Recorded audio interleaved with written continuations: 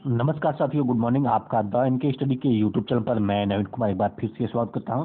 तो किसी भी राज्य में प्रत्येक लड़ाई जो होती है वो प्रतियोगी छात्रों से होती है।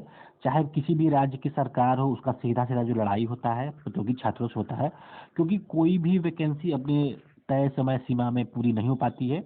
क्योंकि प्रत्येक वैकेंसी को जो है कि जब विज्ञापन आता है उसके लगभग 8 से 9 महीने में पूरी हो जानी चाहिए। लेकिन यहाँ पर जब वैकेंसी निकाली जाती है तो सबसे पहले विज्ञापन निकाला जाता है और वो विज्ञापन भी हाई कोर्ट में चला जाता है। तो बार बार हाई कोर्ट को दखल देना पड़ता है। अगर हाई कोर्ट नहीं होता तो शायद सरकार जो है कि हम प्रतियोगी छात्रों की बातों को मतलब पूर्ण तरीके से नहीं लेती और अपने मनमाने रवैयों को थोप देती। तो सरकार एक लड़ाई तो अपने विरोधियों विपक्षी दलों के साथ लड़ती है और दूसरी लड़ाई हम प्रतियोगी छात्रों के विरुद्ध लड़ती है। और किसी भी कीमत पे प्रतियोगी छात्रों की बात को मानने से सख्त मना कर देती है, चाहे वो बात सही हो या फिर गलत। तो इसी के कड़ी में हम आज देखेंगे विज्ञापन संख्या 51, जिसको निकाले हुए लगभग लगभग जुलाई माह में ये विज्ञापन निकाला गया था और अगस्त माह तक एप्लीकेशन फॉर्म पूरा करवा लिए गए थे। 1,14,000 अभ्यर्थियों ने आवेदन किया था, जिसमें से फाइनल सबमिट लगभग 90 से 92 हजार अभ्यर्थियों ने किया था। 2022 का ये विज्ञापन था। अब मई 2023 चल रहा है, अर्थात इस विज्ञापन को लगभग लगभग 10 महीने हो चुके हैं और अभी तक परीक्षा से संबंधित किसी भी तरह की कोई भी औपचारिकता पूरी नहीं की गई है। पेपर सेटिंग, मॉडरेशन, कार्यकाल इत्यादि सभी बातों में ही आयोग और सरकार उलझा रहा और अभ्यर्थी परेशान होते रहे। तो अभ्यर्थियों के दुख को सरकार नहीं समझ सकती, क्योंकि जैसे जैसे अभ्यर्थियों की एज बढ़ती जाती है वैसे वैसे उनको मानसिक कष्ट होता जाता है। और लगातार यही जो है कार्य सभी विज्ञापनों में देखने को मिल रहा है। 2021 में पेट का एग्जाम हुआ था, तब पेट के एग्जाम के बारे में कहा जा रहा था कि पेट के एग्जाम ऐसा एग्जाम है जो कि बहुत जल्दी जल्दी सभी कार्रवाइयों को पूरा कर देगा। क्योंकि अभी तक अलग अलग एग्जाम होते थे, लेकिन पेट का एग्जाम होगा तो जितने भी वैकेंसी होंगे सब एक साथ जारी किए जाएंगे और इससे सहूलियत मिलेगी। लेकिन 2021 में पेट का एग्जाम हुआ था, अब 2023 चल रहा है। लेखपाल का एग्जाम की स्थिति क्या है आप देख सकते हैं। इसी क्रम में चाहे मुख्य सेविका का एग्जाम हो, चाहे एएनएम का एग्जाम हो, यूडीए एलडीए का एग्जाम हो, अर्थात किसी भी प्रकार का एग्जाम हो, अभी तक पूर्ण रूप से फाइनल नहीं हुआ है। तो पेट का एग्जाम 2021 में आयोजित किया गया था, मई 2023 चल रहा है। आप समझ सकते हैं कि कितना डिले किया जा रहा है, कितने प्रतियोगी छात्रों के जीवन से इसको खेला जा रहा है। 2022 में पेट का एग्जाम हुआ था, उसके थ्रू अभी तक कोई भी वैकेंसी नहीं निकाली गई है। अब इंतजार किया जा रहा है निकाय चुनाव का। निकाय चुनाव जैसे ही समाप्त होगा तो शासन आयोग का कहना है कि बहुत बड़ी संख्या में जो है विज्ञापन निकाला जाएगा। तो अब देखने वाली बात होगी कब तक विज्ञापन निकाला जाएगा, आखिर प्रतियोगी छात्रों के जीवन के साथ कब तक खेला जाएगा। तो बात हो रही है विज्ञापन संख्या 51 की। किसी संस्था को निरर्थक नहीं बना सकती सरकार। जी हाँ, ऐसा क्यों कहा जा रहा है? क्योंकि विज्ञापन संख्या 51 असिस्टेंट प्रोफेसर को लेकर एक अभ्यर्थी ने हाईकोर्ट में रिट डाला था और तब हाईकोर्ट ने ये कहा कि किसी भी संस्था को निरर्थक नहीं बना सकती सरकार।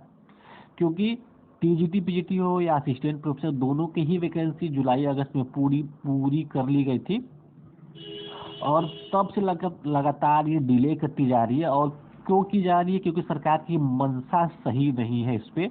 और सरकार चाहती है कि ये नए आयोग से, तो नए आयोग से क्यों हो, जब नए आयोग से होना ही है तो उसको जल्दी से करवा के इसको हटा देना चाहिए। लेकिन नहीं, खींचना है, 2024 का चुनाव है। लेकिन स्पष्ट रूप से हाईकोर्ट ने कह दिया है कि किसी भी संस्था को आप निरर्थक नहीं कर सकते। तो क्या है पूरी जानकारी, इसको हम समझ लेते हैं। तो प्रोफेसर की भर्ती मामले में कोर्ट ने राज्य सरकार पर की है सख्त टिप्पणी।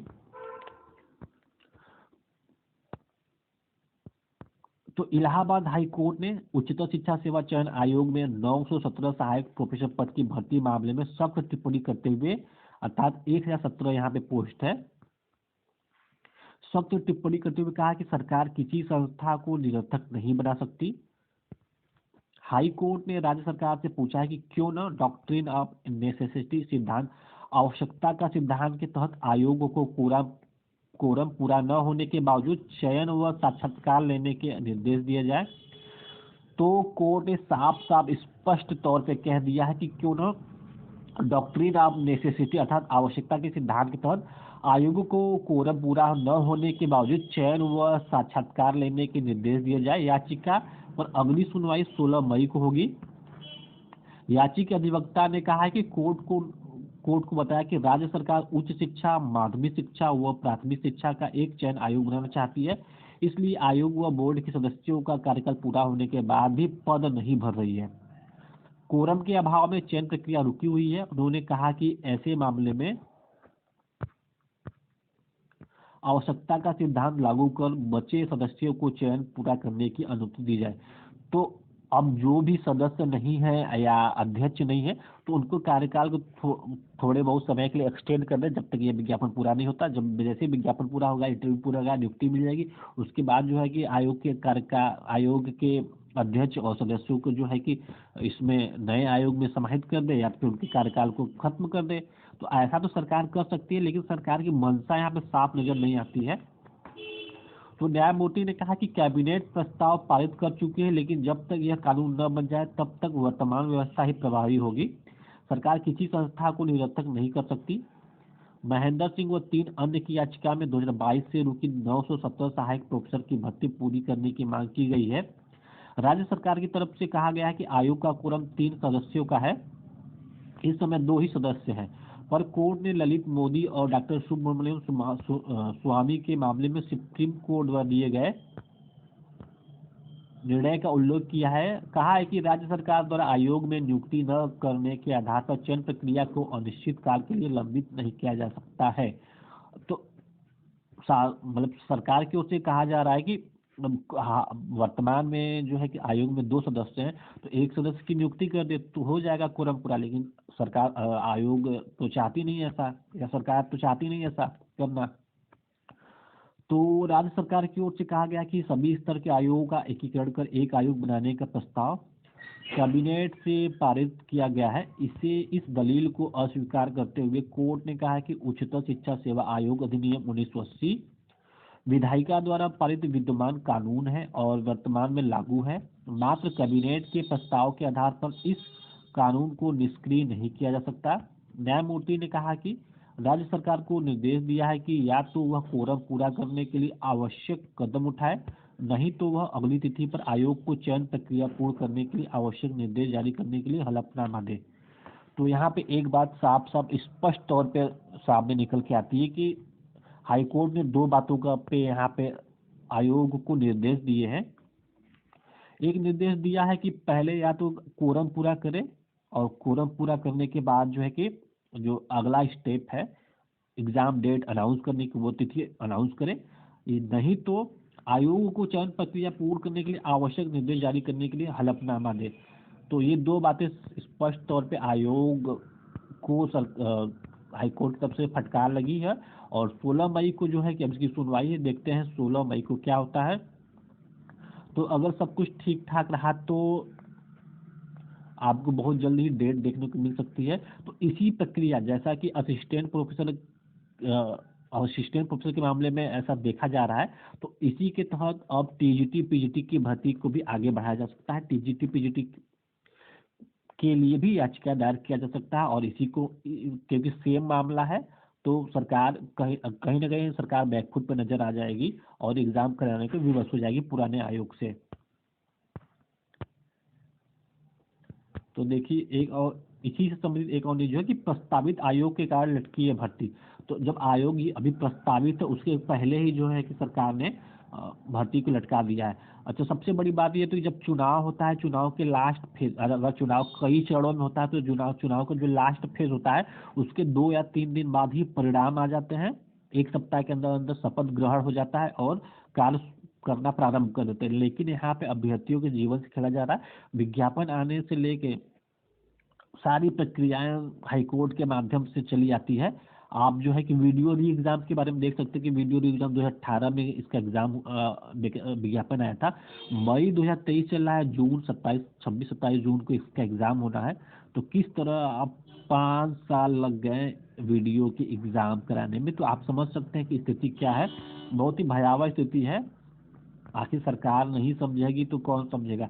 तो प्रदेश में सभी स्तर की शिक्षक भर्तियों के लिए राज्य सरकार एवं आयोग बनाने की तैयारी है। इसका मसौदा कैबिनेट से पास हो गया। यही वजह है कि सरकार उच्चतर शिक्षा सेवा आयोग में सदस्यों के रिक्त पदों पर नियुक्ति नहीं कर रही है। पद रिक्त होने के कारण सहायक प्रोफेसर के 907 पदों पर भर्ती अटके। इसे लेकर अभ्यर्थी हाईकोर्ट की शरण में है। आयोग की ओर से कहा गया कि 2014 के उच्चतर शिक्षा सेवा आयोग नियमावली के अंतर्गत कम से कम 3 सदस्यों का होना आवश्यक है, इसलिए चयन प्रक्रिया पूर्ण नहीं हो पा रही है। तो मतलब यहाँ पे जानबूझ के जो है कि पूर्ण नहीं किया जा रहा है। तो याचिकाओं के जो अधिवक्ता है अनूप बनवाल का कहना था कि ऐसी परिस्थिति में आवश्यकता का सिद्धांत लागू करना न्यायहित में है। ललित मोदी और डॉक्टर सुब्रमण्यम स्वामी के मामले में सुप्रीम कोर्ट के निर्णय का उल्लेख करते हुए याचियों की ओर से बहस की गई कि राज्य सरकार द्वारा आयोग में नियुक्ति न करने के आधार पर चयन प्रक्रिया को अनिश्चित काल के लिए लंबित नहीं किया जा सकता। राज्य सरकार की ओर से कहा गया कि सभी स्तर के आयोगों का एकीकरण कर एक आयोग बनाने का प्रस्ताव कैबिनेट से पास कर दिया गया है। कोर्ट ने इस तर्क को अस्वीकार करते हुए कहा कि उच्चतर शिक्षा सेवा आयोग अधिनियम 1980 विधायिका द्वारा पारित विद्यमान कानून है और वर्तमान में लागू है। मात्र कैबिनेट के प्रस्ताव के आधार पर इस कानून को निष्क्रिय नहीं किया जा सकता। साथ ही राज्य सरकार को निर्देश दिया कि या तो कोरम पूर्ण करने के लिए आवश्यक कदम उठाए, अन्यथा हाईकोर्ट अगली तिथि को आवश्यकता का सिद्धांत लागू करते हुए वर्तमान आयोग को चयन प्रक्रिया पूर्ण करने के लिए आवश्यक निर्देश देगा। तो ये अभ्यर्थियों के लिए बहुत ही अच्छी खुशखबरी की बात है कि 16 मई डेट लगी है। तो 16 मई को देखते हैं कि क्या होता है। तो इस वीडियो को आप ज़्यादा से ज़्यादा लाइक करें, शेयर करें, ताकि अभ्यर्थियों में ये सूचना पहुंच जाए और ज़्यादा से ज़्यादा वो अपनी मांगों को जो है कि हाई कोर्ट के सामने रख सके अगली सुनवाई में और बेहतर तरीके से। तो अगर आप असिस्टेंट प्रोफेसर से संबंधित किसी भी न्यूज़ को देखना चाहते हैं तो इस वीडियो को जरूर से सब्सक्राइब करें, लाइक करें। और एक प्लेलिस्ट बनाया गया है असिस्टेंट प्रोफेसर न्यूज़ के नाम से। आप उस प्लेलिस्ट में असिस्टेंट प्रोफेसर संबंधित किसी भी न्यूज़ को देखना चाहते हैं तो वहाँ जाके आप देख सकते हैं। तो इस वीडियो में बस इतना ही। जुड़े रहिए, 16 मई का इंतजार करते हैं। जैसे ही 16 मई को कोई अपडेट आता है असिस्टेंट प्रोफेसर विज्ञापन संख्या 51 से संबंधित, तो उस पर एक वीडियो के माध्यम से आपको जरूर से सूचना दी जाएगी।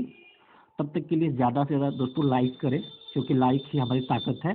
शेयर करें, कमेंट करें। मिलते हैं अगले वीडियो में। बने रहिए द एनके स्टडी के साथ। बहुत बहुत धन्यवाद।